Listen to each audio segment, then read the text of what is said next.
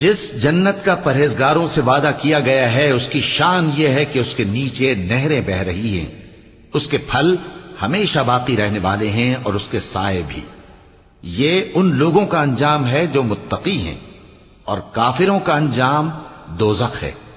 اور جن لوگوں کو ہم نے کتاب دی ہے وہ اس کتاب سے جو تم پر نازل ہوئی ہے خوش ہوتی ہیں، اور بعض فرقے اس کی بعض باتیں نہیں بھی مانتے۔ کہہ دو کہ مجھ کو یہی حکم ہوا ہے کہ اللہ ہی کی عبادت کروں اور اس کے ساتھ کسی کو شریک نہ بناؤں۔